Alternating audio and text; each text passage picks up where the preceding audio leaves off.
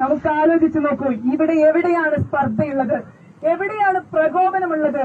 എവിടെയാണ് ഇവിടെ രാജ്യദ്രോഹം മുദ്രാവാക്യങ്ങളിൽ ഉയർത്തുന്നത്? നമ്മൾ പറയുന്നത് ആകെ ഗസ എന്ന് പറയുന്ന, ഫലസ്തീൻ എന്ന് പറയുന്ന രാജ്യത്തെ കുറിച്ച് നിങ്ങൾ ആലോചിക്കണം.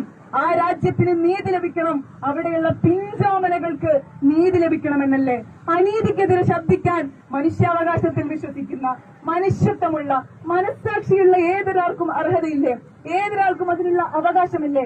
അതുമാത്രമാണ് ഗേൾസ് ഇസ്ലാമിക് ഓർഗനൈസേഷൻ ഇന്ന് നിങ്ങളുടെ മുമ്പിൽ പറഞ്ഞു വെക്കുന്നത്. വിശുദ്ധ ഖുർആനിൽ ഒരു ചരിത്ര യാഥാർത്ഥ്യത്തെ കുറിച്ച് പറയുന്നുണ്ട്. ജാഅൽ ഹഖ് വസഹഖൽ ബാത്തിൽ ഇന്നൽ ബാത്തില കാന സഹൂഖ. സത്യം അത് പുലരുക തന്നെ ചെയ്യും.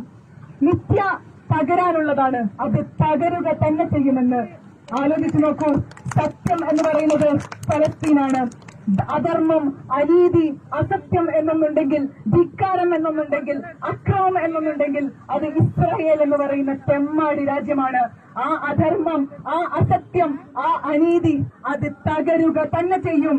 സത്യം തന്നെയാണ് എന്നും ജയിച്ചിട്ടുള്ളത്, അത് വിജയിക്കുക തന്നെ ചെയ്യും എന്ന് പറഞ്ഞുകൊണ്ട് ഫലസ്തീനിന് എല്ലാവിധ ഐക്യദാർഢ്യവും അറിയിച്ചുകൊണ്ട് ഇവിടെയുള്ള എന്റെ പ്രിയപ്പെട്ട നാട്ടുകാരെയും സഹോദരങ്ങളെയും ഫലസ്തീനിന് വേണ്ടി ഐക്യദാർഢ്യപ്പെടുവാനും മൗനം ഭേദിച്ച് അവർക്ക് വേണ്ടി ഒന്ന് ശബ്ദിക്കുവാനും അവരെ ഒന്ന് മനസ്സിൽ ആലോചിക്കുവാനും ഒക്കെ നിങ്ങളെ ഓരോരുത്തരെയും ക്ഷണിച്ചുകൊണ്ട് ഗേൾസ് ഇസ്ലാമിക് ഓർഗനൈസേഷൻ ഇതുവരെയും ഫലസ്തീനോടൊപ്പമാണ് നിന്നിട്ടുള്ളത്.